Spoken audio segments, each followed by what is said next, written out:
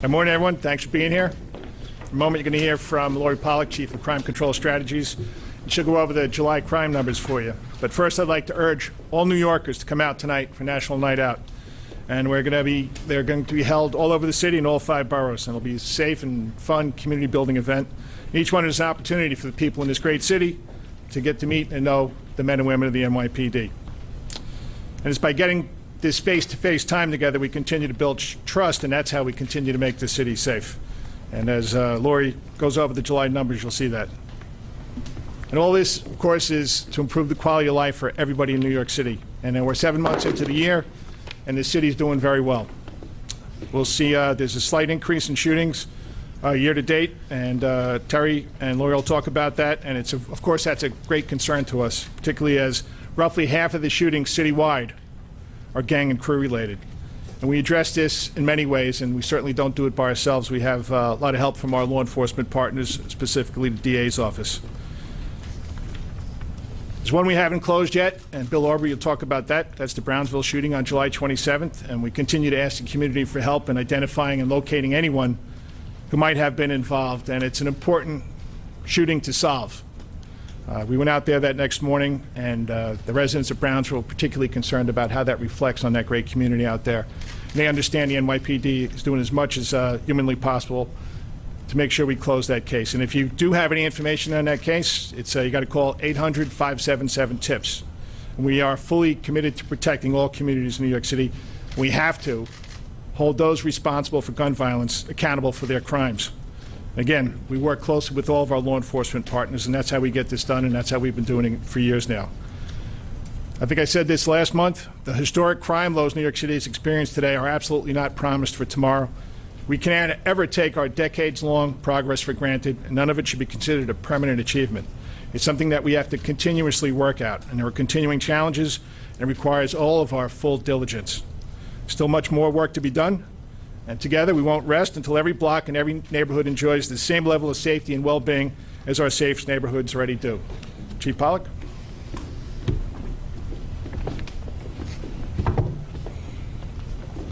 Good morning, everybody. At the end of July, there was an increase of just under 0.5% of total index crime, which amounts to about 41 crimes, and we were just 1.6% higher than our record low number of index crimes set in July of 2017. The murder number, sadly, was up in July by 31 versus 28. But year-to-date, we are at record low numbers of murders. At the end of July, year-to-date, we had recorded 13 fewer murders than last year, 171 versus 184. The Bronx did record 40% of the murders this month, with 12 versus 6 last year, and half of those murders were domestic, including the tragedy of the 2 babies in the auto in the 5-2 precinct. Notably, Brooklyn North murders in July are down 2 from 6 last year, and year-to-date they're even with 38.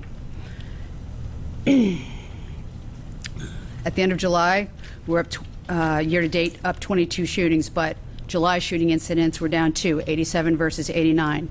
This is still the second lowest number of shootings recorded for any July. We are, however, still seeing pockets of violence as follows. Bronx shooting incidents increased by 12 over last year, 29 versus 17. The 4-6 and the 4-8 precincts are driving the violence in the Bronx. The 4-6 precinct recorded 7 shootings this July versus 1 last year, and these 7 incidents are driven by gang, narcotics, and 1 dispute related to a dice game on the street. The 4-8 precinct is also driving the violence in the Bronx with 5 versus 0 shootings, all 5 shootings being gang-related. Manhattan North is up 3 shootings for 14 versus 11, with the 2-5 and 2-3 precincts recording a combined 9 versus 2, majority of those shootings being gang-related.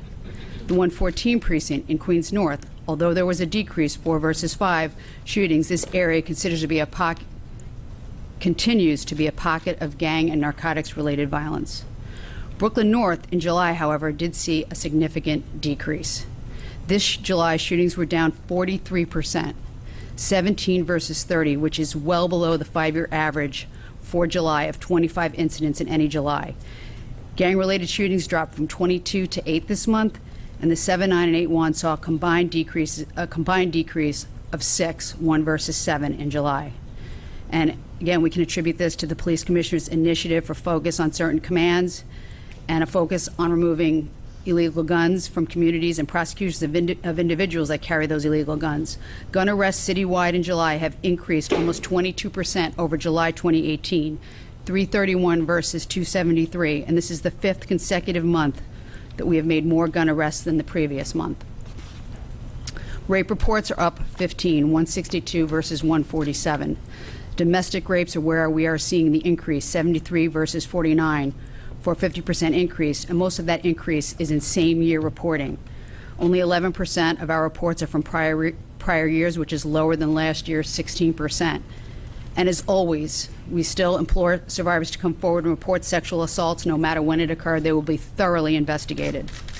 We were up 79 robberies, or 7.2% this July, although this year is still we are up 79 robberies, or 7.2% this July. This year is still the second lowest number of robberies in July in the Comstat era. The boroughs of the Bronx and Manhattan are driving the increases in robberies, but citywide robberies committed by youth are up, and citywide July arrests for 16 and 17-year-olds for robbery have increased almost 60%, or 51 arrests, 137 versus 86. Felony assault slightly increased by 4%. Burglaries, record triple digits. We're down in July almost 14% for a new all-time low, 936 versus 1,075. Grand larceny has decreased slightly, but we have seen a marked increase in people falling for phone scams. So if I could take a minute to speak about these phone scams, there have been multiple press campaigns through our Crime Prevention Division and Community Affairs to educate the public, but under no circumstances should a phone call coming from alleged law enforcement or Social Security Administration precipitate a payment of any amount by any means. These scammers mask their phone calls to mirror a precinct or a government agency. The caller seems legit. They have researched their victim, or they've researched the local precinct, so they actually have numbers. And like I said, they're able to spoof, so to speak, is where the number comes up on the caller ID as the precinct. And they're they scare people by telling that their loved ones have been arrested or that their Social Security number has been compromised. And these scams are not confined to elderly victims. The victim demographics are across the board. To simplify these scams, the victim will be asked to go to a Bitcoin machine or buy thousands of dollars, life-changing money, in gift cards, and then transmit those serial numbers of the gift cards to the perpetrator either electronically or over the phone. So without going into every nuance of the scams, suffice to say that no legitimate agency will ask for money over the phone. Hang up. Grand larceny auto has slightly increased by 8 vehicles stolen, up 1.4%. And as I have spoken about every chance I get, every press conference, don't leave keys in the car or the car running for even 1 second while you hop out to go to the store. Last night in Brooklyn, that occurred, and the thieves rode off with an automobile with a 1-year-old in the back seat. So the car was recovered, the baby was unharmed, but there are people waiting to jump in those running cars to either commit more crimes, steal the contents, or even use it for transportation. So thank you very much. Okay, any questions on the July crime numbers? Marcia. Can you just tell us what the hate crime numbers are? Sure, Bill.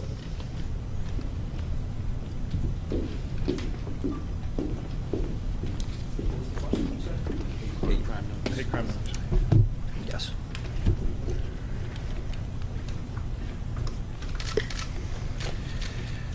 So this year, through August 4th, we've had 249 hate crimes versus 169. That's plus positive 80 hate crimes. The largest increase comes in the anti-Semitic category, which is 133 versus 80, which is an additional 53 for this year. Out of those 133 anti-Semitic, we have 37 arrests versus 31 arrests through the same time period last year. Good. Can you go through the other hate crime tallies, gender, such? Okay, the Asian, 3 versus 3. Black, 29 versus 22, which is an additional 7. Just go through gender, 9 versus 4, an additional 5. Hispanic, 4 versus 1, an additional 3. Muslim, 9 versus 13, which is 4 less. Religion, 6, verse 3, which is an additional 3. White, 13, verse 8, which is an additional 5. And the arrest through August 4th, 119, verse 92, which is an additional 27 arrests. You're welcome. Thanks, Bill.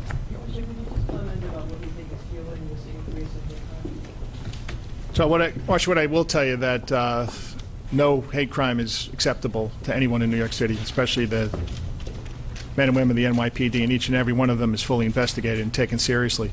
Actually, to the point when there is a possible bias crime, we send an executive there, a captain or above, to make that determination. What's fueling it?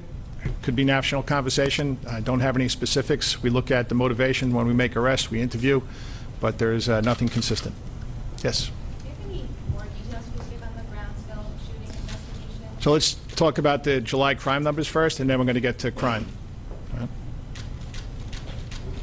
Dean. If I heard correctly, it seems like the Bronx is having a lot of problems, and you saw the biggest increase, but it was also mentioned that it was domestic. Is there anything that you can do about that? Because when you add the twins to that number, it helps to boost it. It seems like that's something that maybe the police department... All right, so Lori will clarify what the numbers are, and then Terry's going to talk about specifically what we're doing in the Bronx. Remember, we had that increase in Brooklyn North in the early part of the summer, and look where we are now in Brooklyn North. So, Lori? So, as far as the 6 domestic murders for the month of July in the Bronx, sadly, well, 4 were babies. 2 were the babies in the car. There was another baby that was drowning, and there was another baby that had blunt trauma, and then there were 2 others. None of these had previous history. So, you know, that's the situation with the domestics. And we continue to do outreach with our domestic violence unit and with the NCOs doing domestic visits also. Terry, you want to talk about what we're doing in the Bronx? Again, as you know, we moved a lot of resources into Brooklyn after June. Tremendous month in Brooklyn, except for a couple of really bad incidences that happened in Brooklyn. In the Bronx, again, it's gang-related. Gang-related, going throughout one end of the Bronx to the other, with these crews aligning with one another.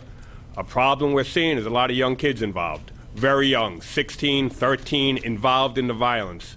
So we're working close with a lot of different agencies, the Corporation Council. We're going to be moving more resources into the Bronx. If you remember a year ago, it was the end of June that the Bronx was up in big numbers, and we moved all the resources into the Bronx in July, which brought the numbers down, and that's what we're going to be doing right now. We've already started in August. Anything else about July crime numbers? If not, police off topic. Ashley? I was going to ask about shootings. The national conversation about mass shootings in particular is focused on assault weapons. Can you talk about the guns that you're seeing involved in these shootings that are persistent in New York City? Yeah, it's, and Bill probably have to back me up on this. I don't recall any assault weapons being used in New York City. There might be some rare cases, but most of the time it's handguns.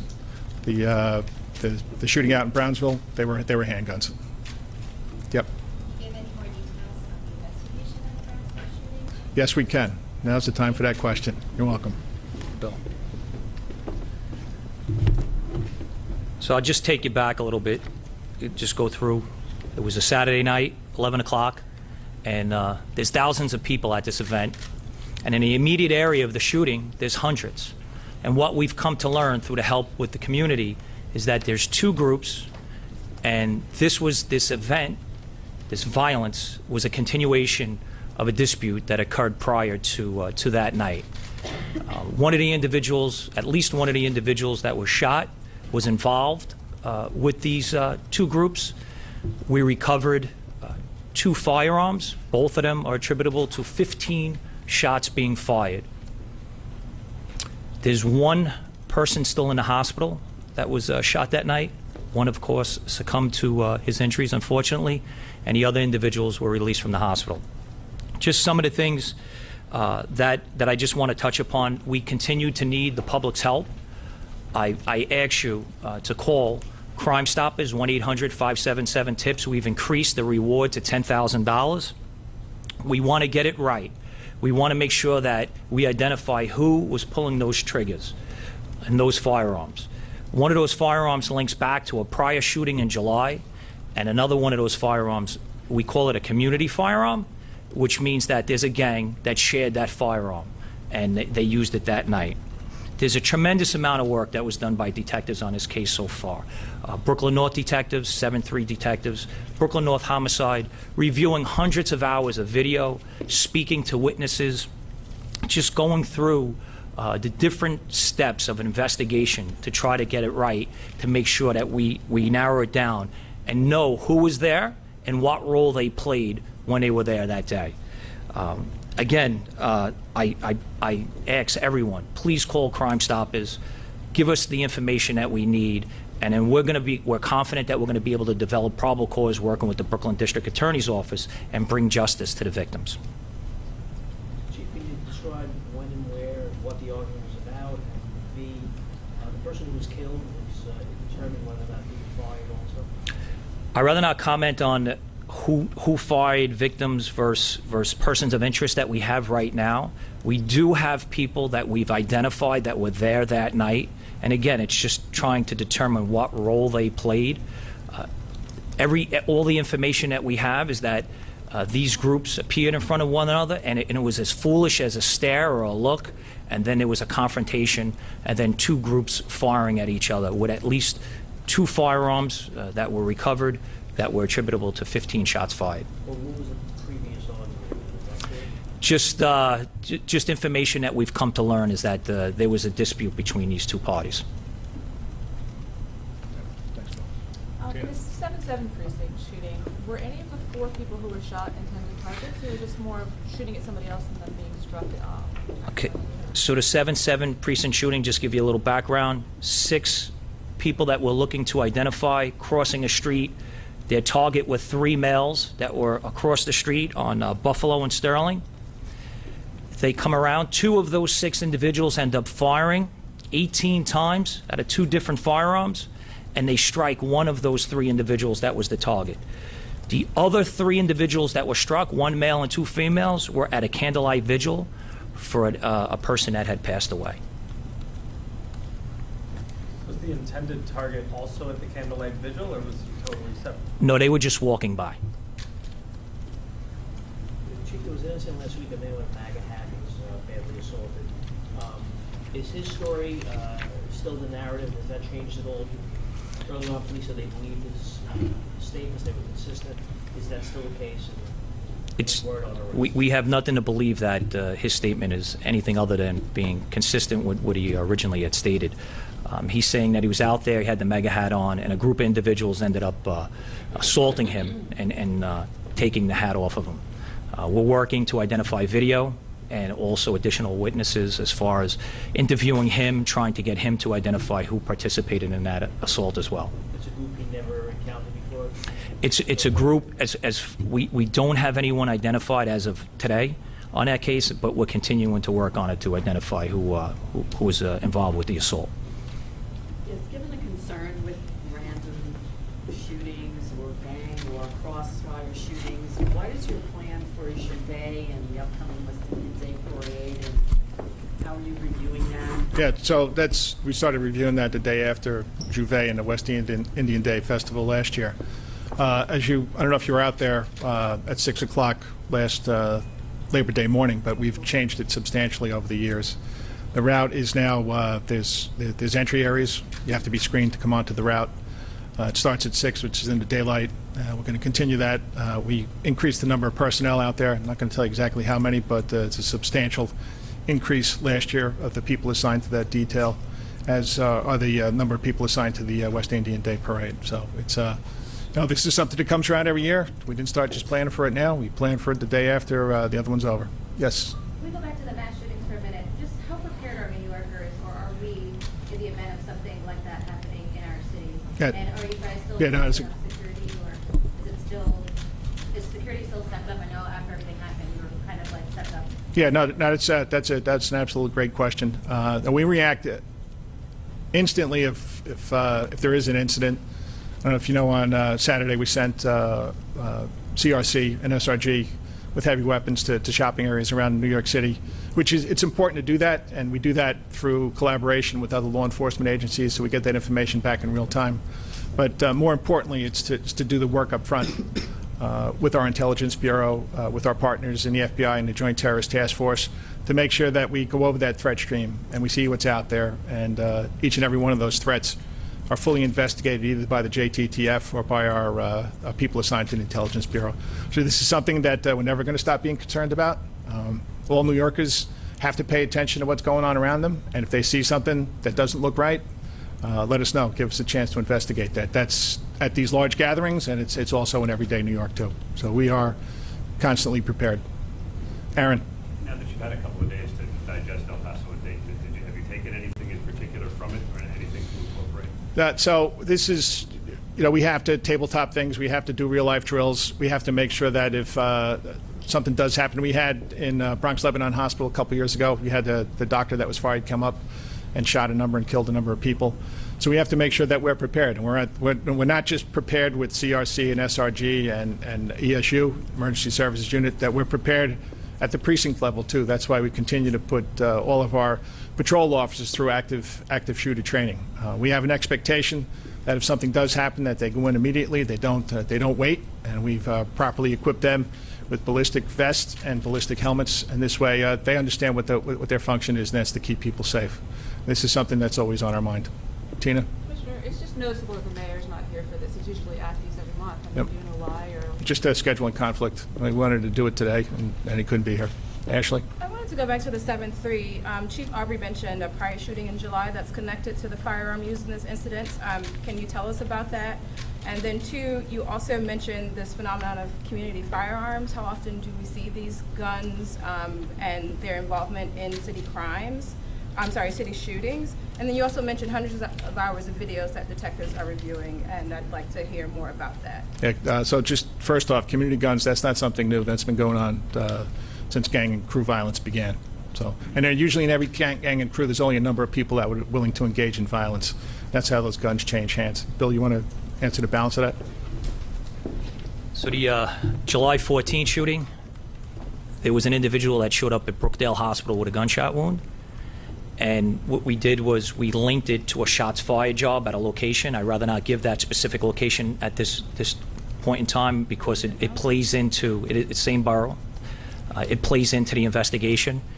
And the detectives, through good detective work, were able to link these two together to say that this individual was shot at that location. The ballistics recovered, the discharge shell casings recovered at that incident, links back to the firearm that we discovered, and links back to the discharge shell casings recovered the night of the 12 people shot. You mentioned, though, community guns. I'm wondering how often we see these involved in city shootings. Chief Pollack mentioned that you all have seized more firearms consecutively over the last 5 months. How often do we see these kinds of guns playing a role in shootings? Well, I could speak on this case. Through good forensic work and preservation of evidence, we were able to determine that it was a community gun based on DNA evidence.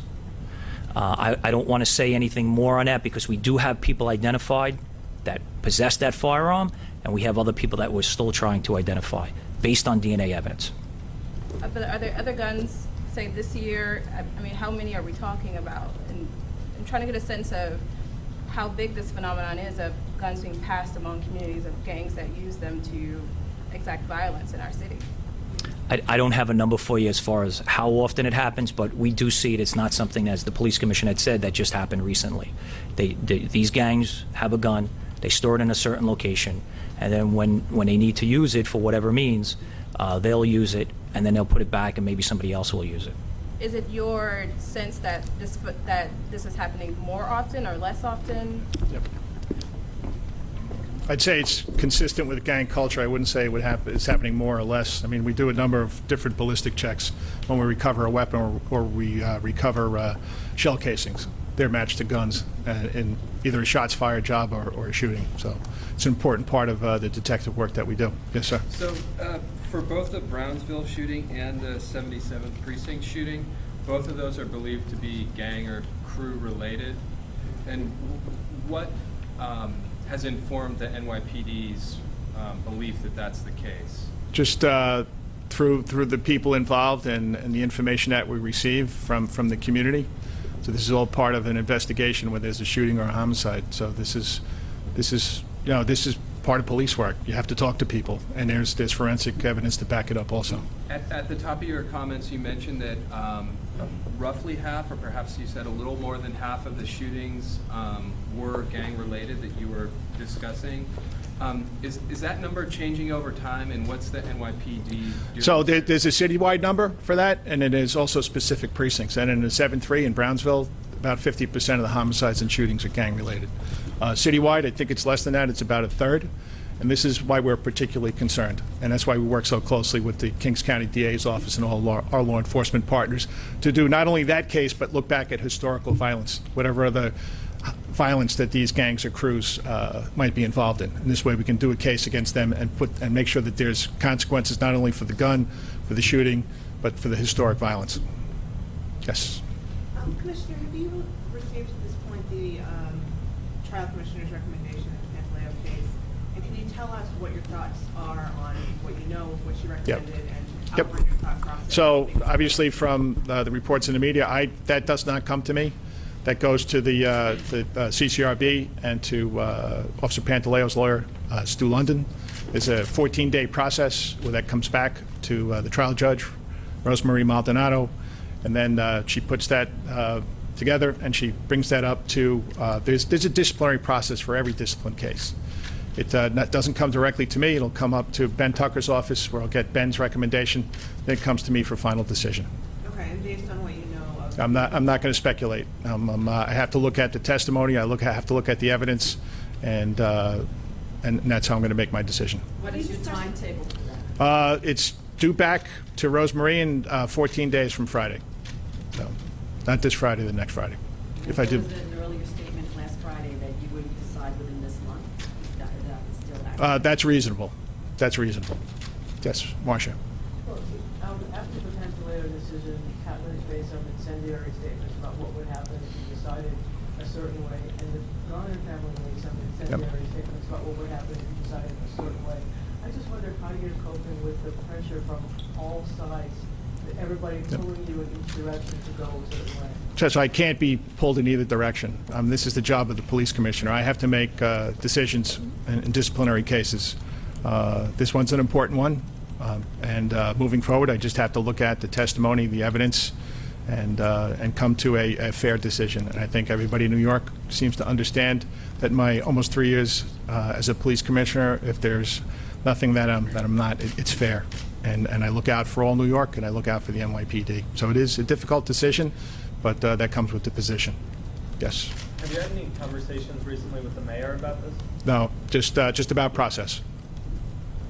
Rocco. Commissioner, in the wake of the two mass shootings over the weekend, the police chief in Bethlehem, Pennsylvania, reported last night that a posting on an NPR website, apparently by someone from New York, perceived it as a threat against Bethlehem and suggested that NYPD is involved. Can you elaborate on that? So that is the beauty of 2019.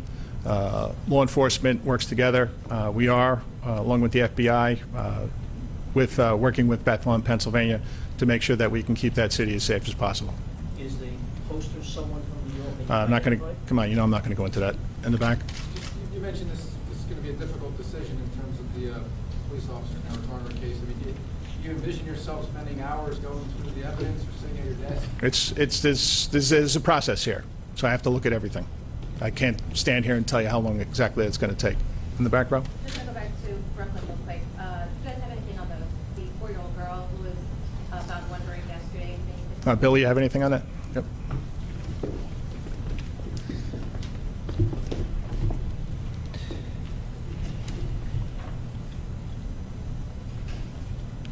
So yesterday at 7:30 a.m., a private bus company picked up this young girl, and in the route bringing that young girl to camp, forgot to drop that child off at camp because apparently the child was sleeping in the back. Goes back to his home, parks the car in the back of the home, and the bus driver, who 76 years old, and a female 63-year-old matron checked off that they checked the bus, and they never did. Half an hour later, that young girl is with pajamas, roaming through the streets, and thankfully a civilian ends up seeing her, brings her over to the hospital, and the mom hears about it on the media and goes to Coney Island Hospital where she's reunited with the 4-year-old.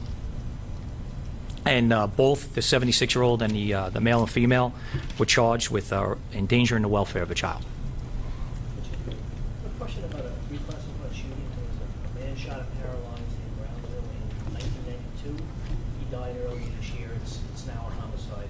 Now, while I understand there was no arrest back then, is it conceivable that the ballistics recovered from his body, as old as it is, could be all these years later? Yeah, it depends. Do you know specifically if that's a usable round at this point, or In this specific case, I'll have to get back to you, but in general, if the lands and grooves are on that bullet and we could link it back, I think the microscopist in the firearms analysis section could do that.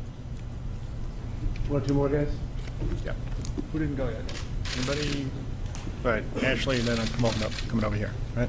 Commissioner, the police, I'm going back to shootings. The police department put in a huge effort in 2017 and 2018 to do a large number of gang takedowns, and you see, and you all are saying today that this kind of remains a persistent problem. I'm wondering if those efforts to really strike at gangs have had the effect that you all anticipated and wanted, and how those prosecutions are going. Yeah. Good question. Yeah, this is part of what the Detective Bureau does. This is an important part of what they do along with the Intelligence Bureau. And this is why we combined back in, I think it was 2015, the Organized Crime Control Bureau into the Detective Bureau. So we can concentrate on the drivers of violence in New York City. And this, as we said many times, there's a very small percentage of the population. This is an effective way to make sure that there are consequences if you involved yourself in violence and crime. And again, not just us. We have great partners in the DA's office, in the U.S. Attorney's Office, the FBI, the DEA, the Marshal Service, the ATF. This is, and quite frankly, all New Yorkers have to play a part in this. And I spoke about this in Brownsville the Sunday morning after the shooting. I told you about the 9 meetings that I've gone to citywide in the precincts where the violent crime rate is twice the citywide average. There was a meeting of 20 to 30 people, stakeholders, but more importantly, young people. Young people in this city feel undervalued, especially in those 9 precincts. They don't feel like there's enough effort putting into their well-being, and that's something the whole city has to concentrate on, certainly not just us. Yes. Pat Lynch called for essentially a work slowdown by police officers, saying that officers need to call their sergeant, call EMS before putting their hands on someone to make an arrest, with the department being frozen. Are you concerned at all about the ramifications of this, and have you seen any signs on the ground in the last several days of anything like that happening? Just look at the number of gun arrests over the weekend. In Brooklyn, I think there were 14. Citywide, there were 28. Last night in Staten Island, I don't know if, Bill, you want to talk about this a little bit, after a non-fatal shooting, shots were fired at anti-crime cops from the 120. Now, now's not the time to be divisive. Now is not the time to question the confidence of NYPD officers. Now is the time to support them. This is dangerous work. Being a cop is a difficult job. I've been telling you that for the last 3 years, and every chance I get. And I have nothing but pride in the great work that they do each and every day, and I know they're going to do their best to continue to keep New York City safe. You want to talk about the 120 a little bit? As the police commissioner had pointed out, just the work that was done by the 120 precinct patrol officers was tremendous on what happened.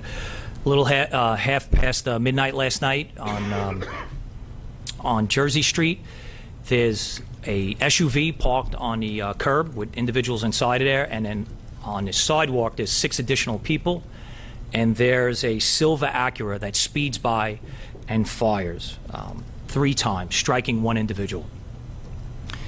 The 120 precinct sergeant with the police officers on Victory and Bay Street, they hear this come over the radio, and they position themselves tactically to knowing that car may pass by them. And sure enough, here comes that vehicle. 85 miles an hour through red lights. They're following them, and approximately half a mile away, the vehicle's traveling up a block, followed by the patrol sergeant and the police officer, and he fires additional 5 times, the individual inside that Acura. They hit a bump. The firearm falls out of the vehicle. They travel about another mile, and the vehicle is located.